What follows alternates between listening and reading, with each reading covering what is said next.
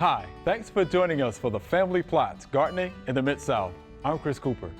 There are so many insecticides on the shelf. Which one do you pick?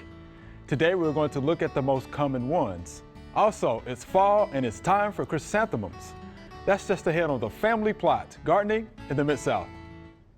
Production funding for the Family Plot, Gardening in the Mid-South is provided by the WKNO Production Fund, the WKNO Endowment Fund, and by viewers like you.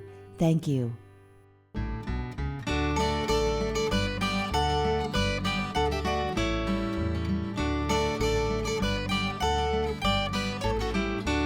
Welcome to the Family Plot. I'm Chris Cooper. Joining me today is Mike Dennison. Mr. D is a retired UT Extension agent, and Joel and Diamond will be joining me later. Always good to see you, Mr. D. Good to see you. Glad to be here. All right. So we're going to talk about common insecticides, but before we do that, when should we use insecticides? Use insecticides when the threshold is reached that you need to use them. And I say that because I always like to give beneficial insects a chance to take out my bad bugs. Mm-hmm. And there's a predator-prey relationship that exists that means the prey has to be available before the predator can thrive.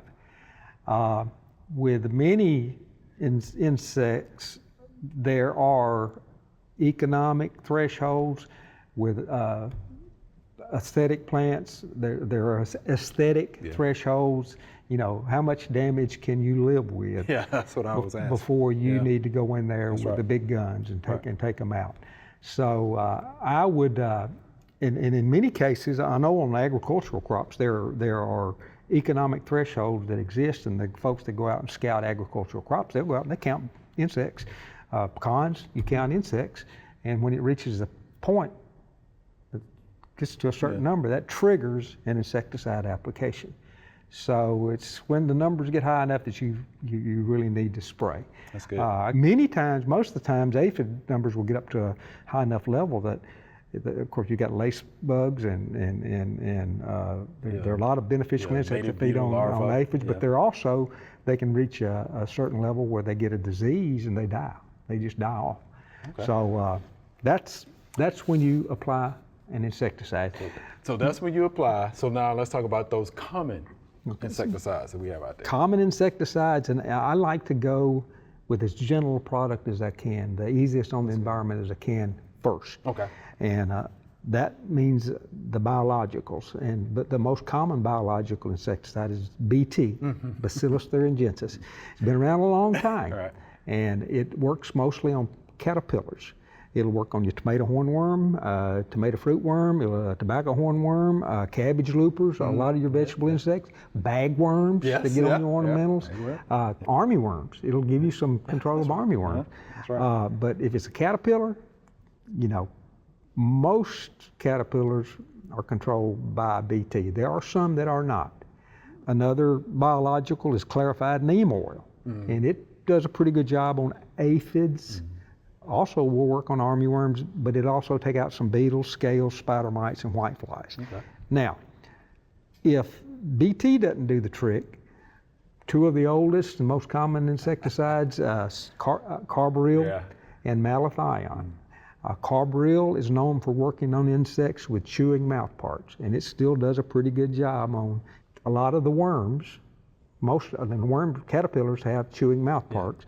So you're talking about armyworms, bean leaf beetles, corn earworms, European corn borer, Japanese beetles, cabbage worm, Mexican bean beetle, and I already mentioned hornworms.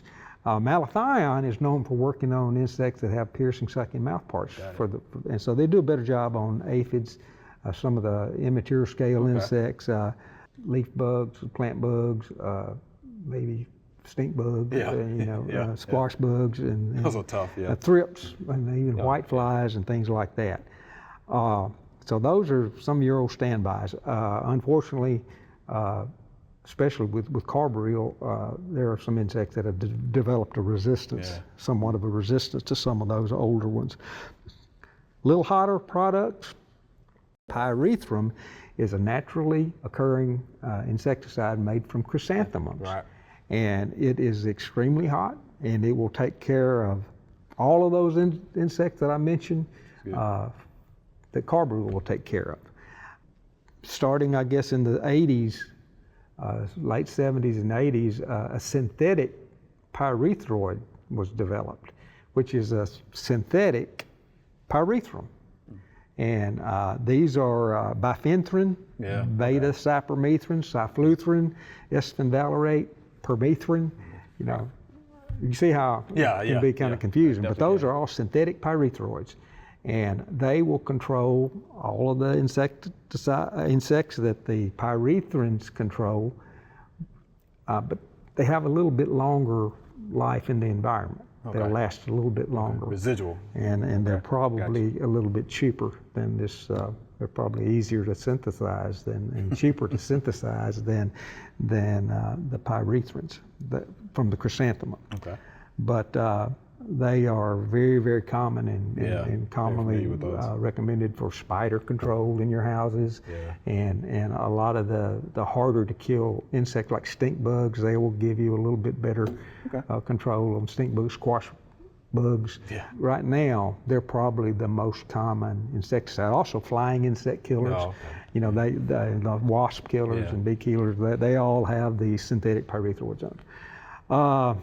Insecticidal soaps is something that does a pretty good job on scale insects and some aphids, soft-bite things insects. Like that. Yeah. That'll give you some help with white flies, even the larvae of white flies, especially spider mites. It may, they may smother anything that can clog up and smother breathing tubes. Right. And then soaps will do that. Give you a little bit of that. Horticultural oils are also good for aphids and larvae, beetle larvae, like Colorado potato beetle larvae, leafhoppers and leaf miners, scale thrips, and whiteflies. Spinosads, that's a microbial or biological, another biological that does an amazingly good job on armyworms, caterpillars, Colorado potato beetle, diamondback moth, European corn borer, flea beetles, imported cabbage worm, leaf miners, and loopers.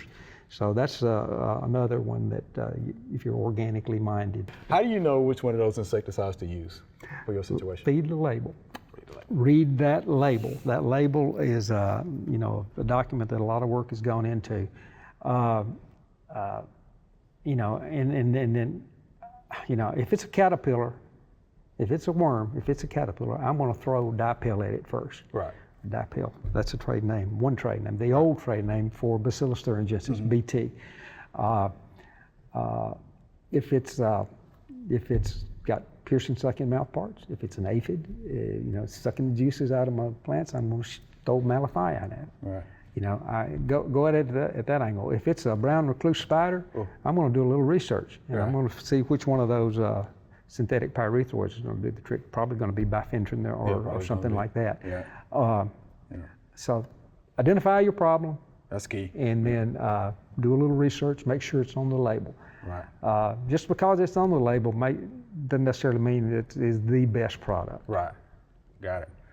One thing, almost all of these insecticides, with the exception of BT, will kill honeybees and pollinating insects. So if you have a lot of blooming plants and don't spray the blooms, wait until after bloom if you can to use these insecticides. That's good stuff, Mr. D. And I will add this, if you see the aphids out there, maybe some water and knock them off sometimes. You don't always have to go grab the insecticide off the shelf. That's right. Give that lace wing, the chance to come in there and take them out. All right. Thank you, Mr. D. That's good information, man. We appreciate that.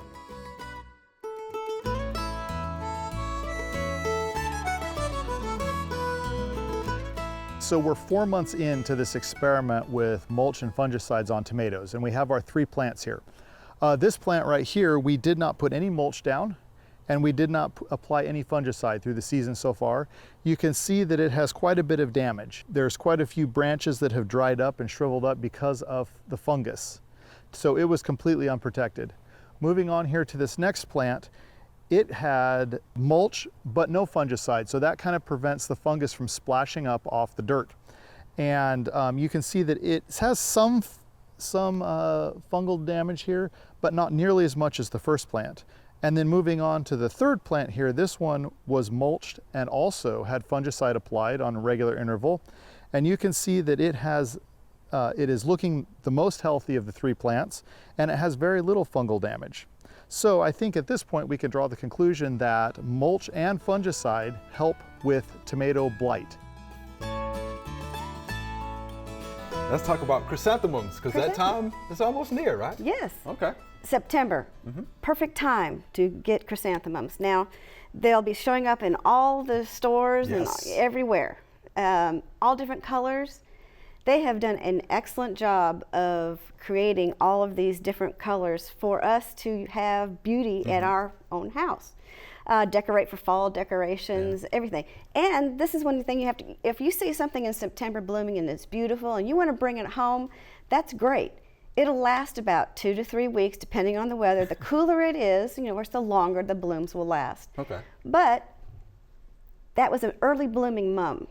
There's Okay. early, mid, and late blooming mums. That's why when you see, I see them at the stores all the time. Well, yeah, when they get them in, they have early blooming mums, there's mid-season blooming mums, and there's late season blooming mums. So, but just okay, you can go find another one and replace it. So that's the beauty of the long season of mums, because we have those 3 different kinds.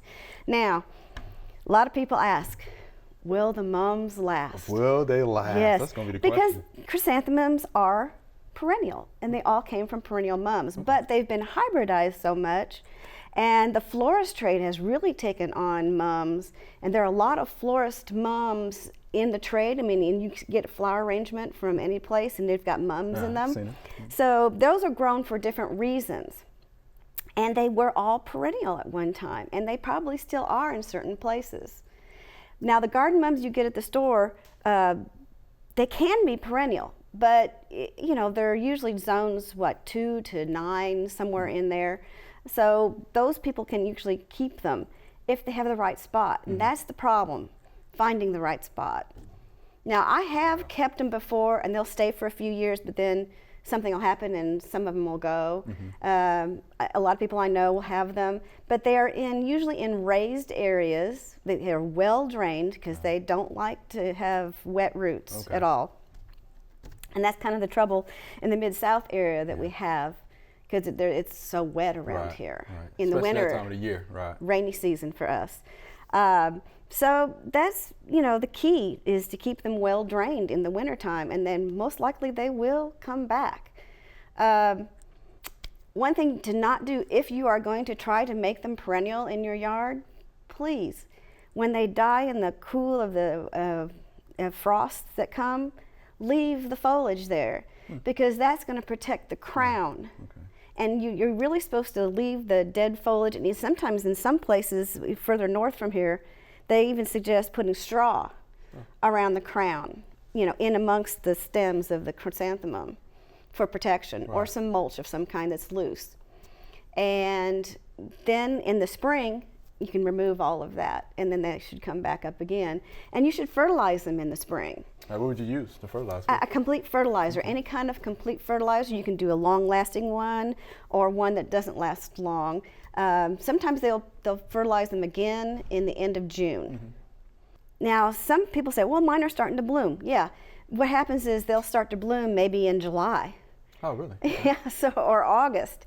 And so in the heat. In the heat.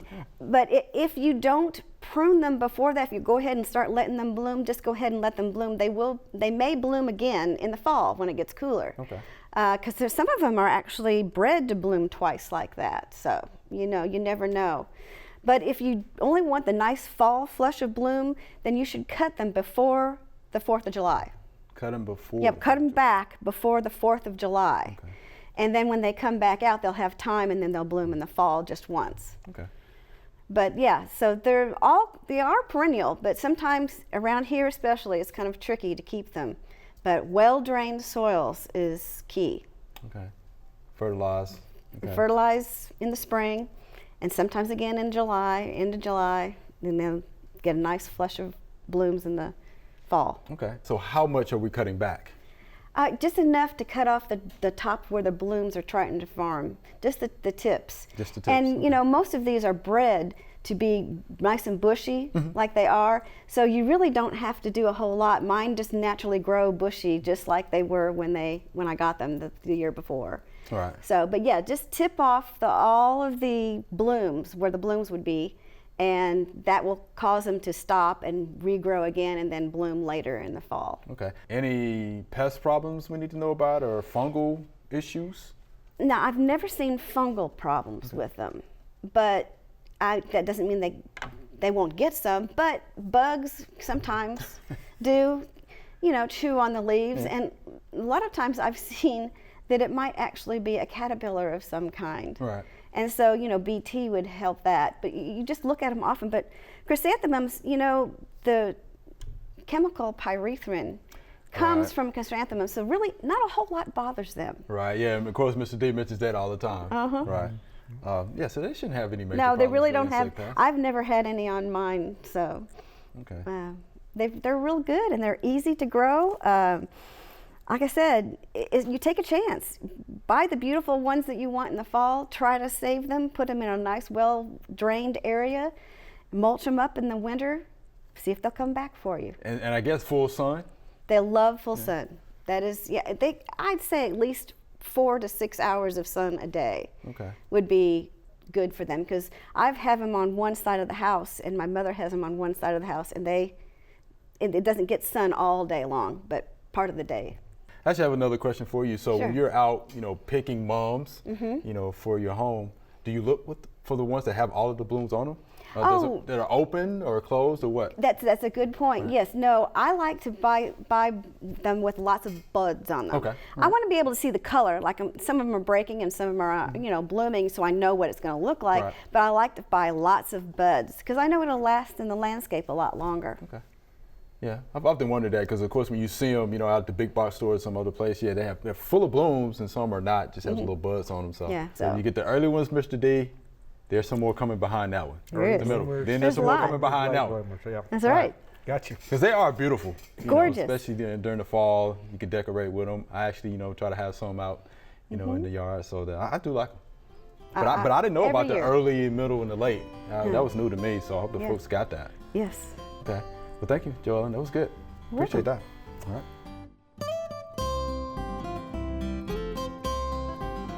Let's take a look at this bell pepper plant. If you look at the fruit of this plant, this bell pepper, it has this strange looking tannish pattern to it. And if you notice, it's just on the skin. I didn't know at first what could have caused this damage, but as I started thinking about it, mites came to mind. So mites have piercing, sucking mouth parts. I think what happened is when this bell pepper was young and developing, those mites attacked this bell pepper and they injected their saliva into the skin, causing this tannish, russet appearance on this bell pepper. But here's the thing, it doesn't affect the inside of the fruit itself of the bell pepper. So what you can do is actually just scrape this russet appearance off and the fruit is actually good. Although this russet appearance may not look attractive to you, which you can do, just cut it open. As you can see, it is edible. You can eat it.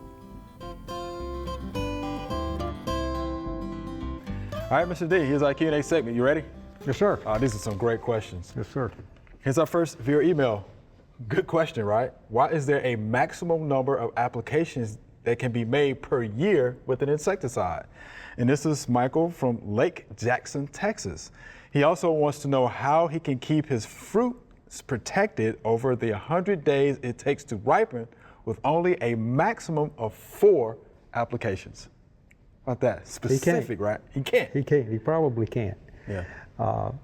I made 15 applications on my fruit trees this year, Wow. and I haven't sprayed in the month of August. I finished my cover sprays in July, last week of July, and it took me 15. Wow. But you can mix up your chemistry. Mm-hmm. You don't have to use the same product all the time, and there are different fungicides and there are different insecticides out there. So that's the way you do it. The reason that there are a maximum number of fungicide and insecticide applications is because of well, there's a couple of reasons. The main reason is because of residues. You don't want to build up too much residue.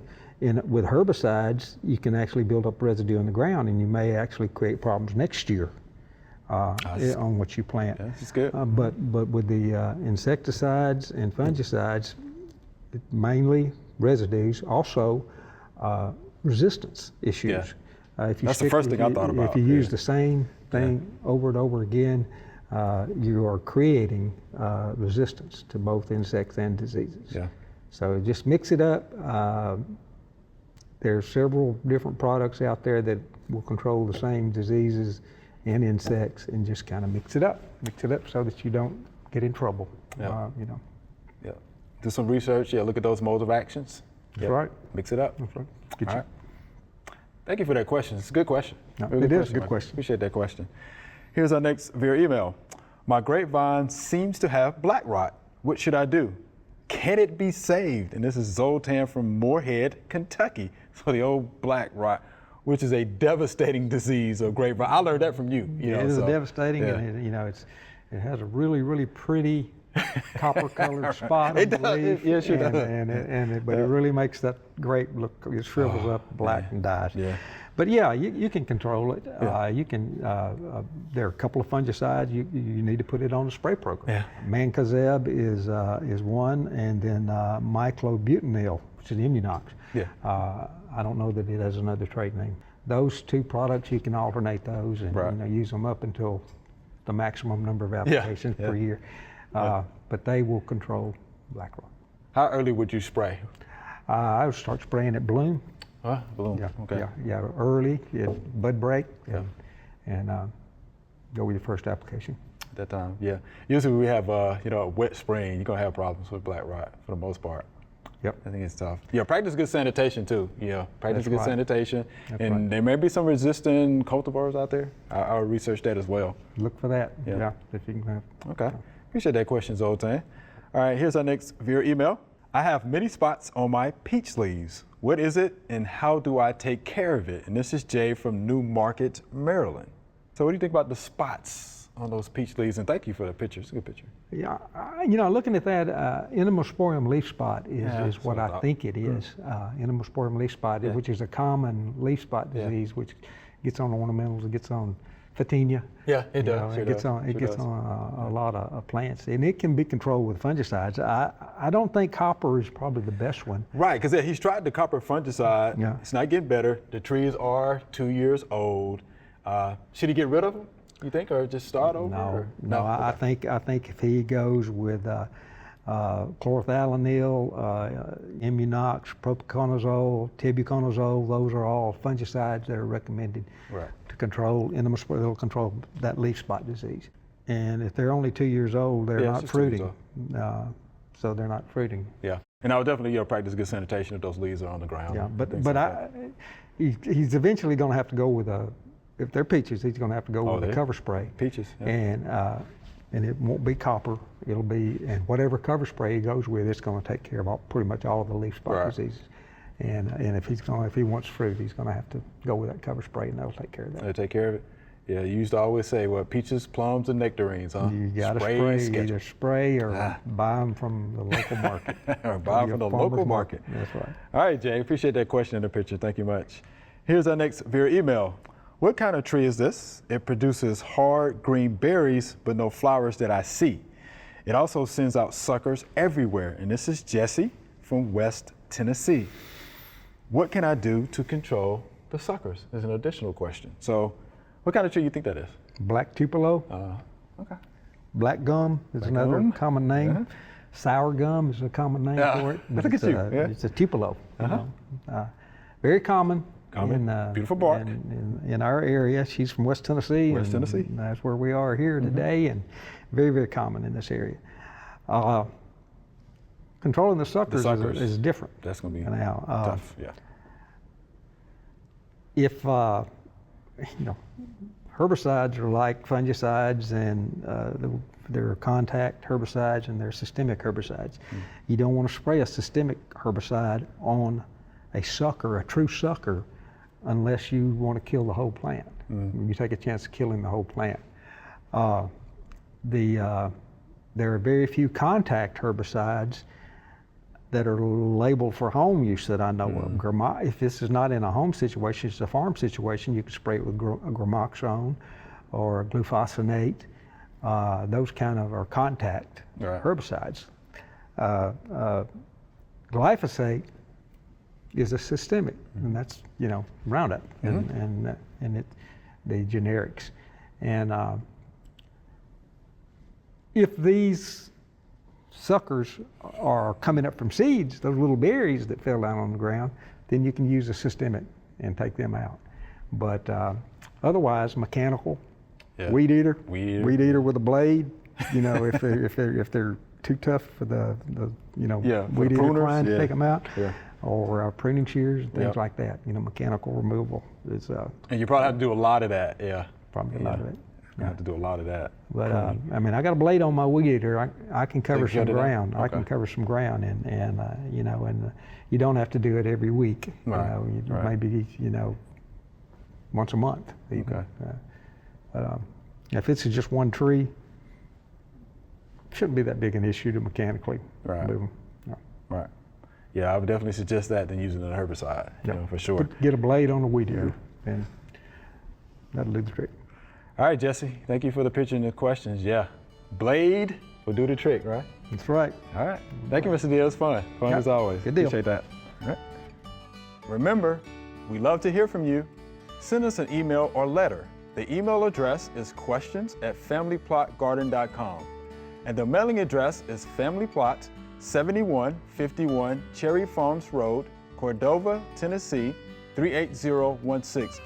Or you can go online to familyplotgarden.com. That's all we have time for today. Thanks for watching. If you want to see how to mix up and apply some of the insecticides Mike talked about, head on over to familyplotgarden.com. While you're there, you can learn about tons of other gardening topics. Be sure to join us next week for the Family Plot, Gardening in the Mid-South. Be safe.